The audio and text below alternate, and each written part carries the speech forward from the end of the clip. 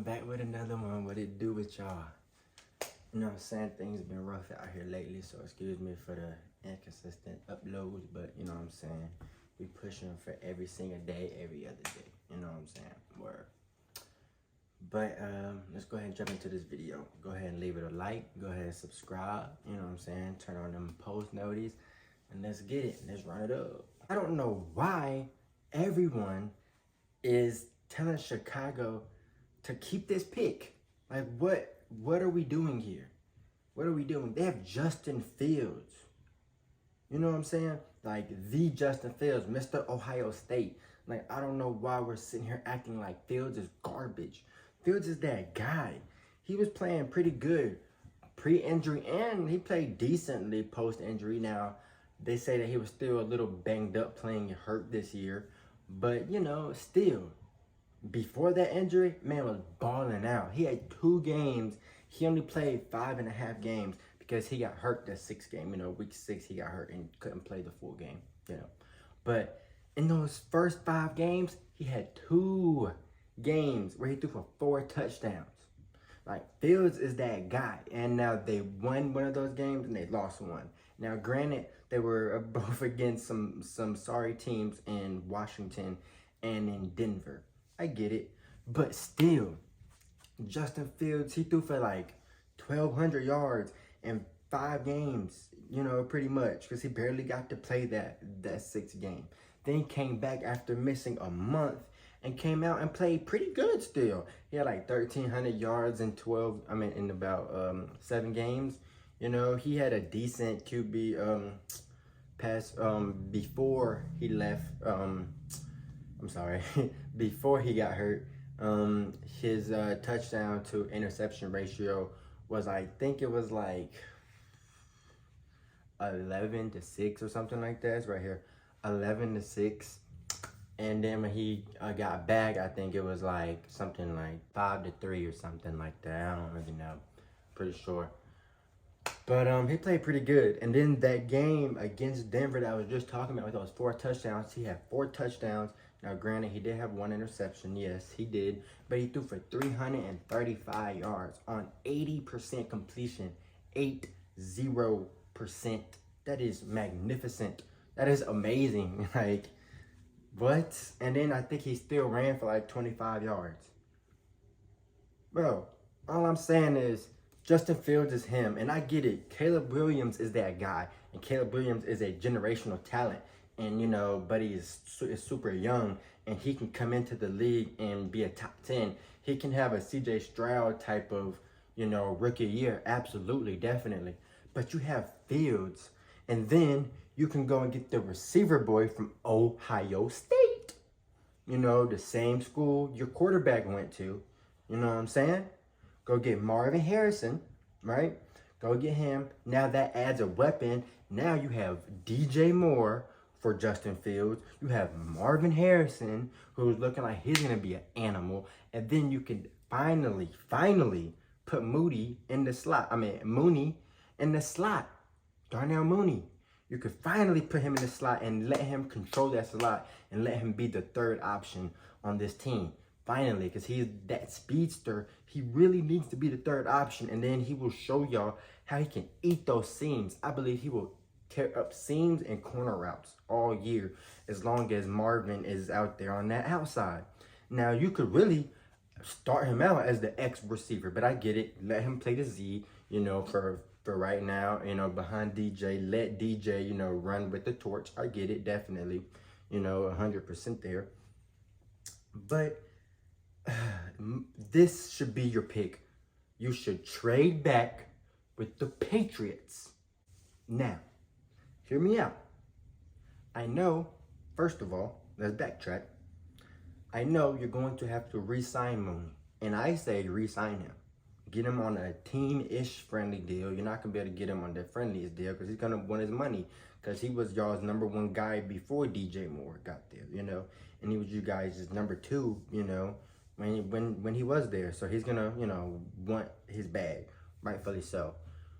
So you're gonna have to re-sign him, okay? Then you trade this #1 pick, okay? you fall back to number 3, okay? So in return, y'all could get, you know, it can just be picks in this. It don't have to be 0 players. It can be the number 1 pick for the number 3 pick, right? This year's number 3 pick. Next year's first round pick from the Patriots. This year's second, and then next year's third, right? I know that's kind of a lot, but it's number 1. They're getting Caleb Williams. You know what I'm saying? So the Patriots can finally have their guy. They don't have to use trashy Mac Jones or Bailey Zappi anymore. They can have their next, you know, Tom Brady, you know, their next franchise guy. I'm not saying that Caleb will be Tom. I'm just saying their next franchise guy, you know, and they can, and with this new head coach and really get things going rather than having to pick number 3 and having to pick either between, you know, Jaden Daniels or Drake May, you know, or even JJ, you know what I'm saying, out of Michigan, you know. So it's like, instead of having to pick that, no, go get the guy, go up there, make your pick, you know what I'm saying, get him, jump Washington, because Washington is looking for a quarterback because Sam Howell isn't really who we thought he was going to be coming out of UNC.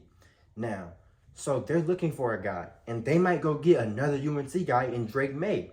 So go and get your guy at number 1 so they can't touch him. Let Chicago get Marvin, and then, you know, you might be able to get an O lineman with Arizona at number 4, but, you know, that's besides the point. What I'm saying is that would be beautiful for Justin Fields and for their entire offense, right? So then you would have, I mean, I just broke it down to you, but you would have Marvin, DJ, Mooney in the slot, Fields, still got your boy, what's his name, the tight end, Kmet.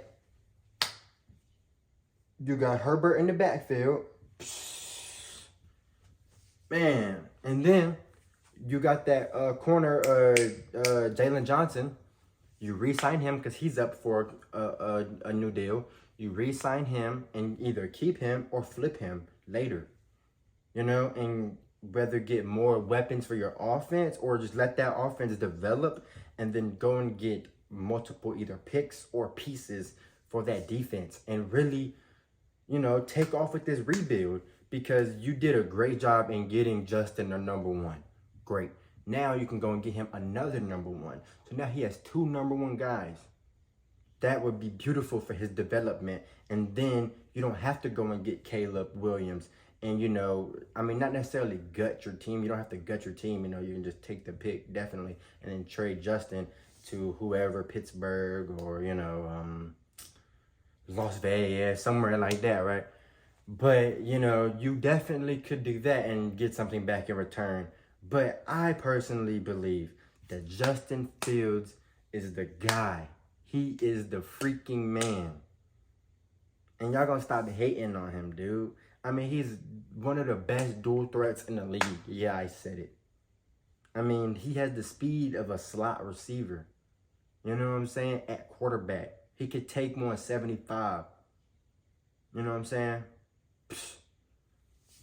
And then, really, with the Patriots, you know, with Caleb, now you have Caleb Williams at the helm with this new team. And we just saw what CJ Stroud did with not necessarily nobodies, but nobody thought that CJ Stroud had the weapons to do what he did this year. And if Tank Dell doesn't get hurt, he would have had 2 over 1,000-yard receivers. And I believe Caleb Williams will be that good to where not necessarily randos, but you could put who they already have in New England with him, and he can have a similar rookie year to CJ Stroud. Now, they don't necessarily play very similar. I mean, they kind of do, but not really. Their throwing mechanics aren't similar.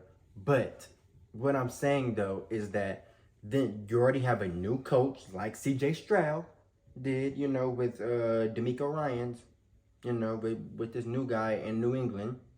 So you have a new mind, and the new face of the franchise coming together. And hey, even if this coach isn't him, guess what? Even if Mayo isn't him, guess what? Now, you still have Caleb effing Williams, you know what I'm saying? Rather than whoever you would get at number 3, you know what I'm saying? If, you know, you still get a quarterback, then okay, let's say you do get a quarterback, right? Now you're picking between, not necessarily like seconds, but you are, you know? Because Caleb is the main dish. He's the steak. He's the sirloin, you know, whatever. And, you know, you're picking through, you know, mashed potatoes and beans and collard greens and, you know, corn on the cob. You know what I'm saying? Yeah, it's cool, but you don't want the whole meal to be that. You know what I'm saying? You don't want a meal full of corn on the cob. No, you want that sirloin steak. All I'm saying is, man, I truly believe that this would work out for both organizations here. And this should be the reason why Chicago needs to fall back to number 3. And the Patriots need to trade up to get number 1, Caleb effing Williams. Anyway, with all that being said, I think that about does it. You know, that's the reason why I do believe, you know, they should trade that pick and, you know, get Marv. I hope you guys, you know what I'm saying, enjoyed the video. You know, be about to get back to this daily grind coming back. You know what I'm saying? YouTube was tweaking out yesterday because I couldn't post Monday. I just couldn't. I was too sad. I'm be real. We lost to a Super Bowl. The third one I done seen us lose. Like, let's not go back down that rabbit hole. Anyway, I hope you guys having a good day. You know what I'm saying? Good night, whatever it is. Yeah, we out.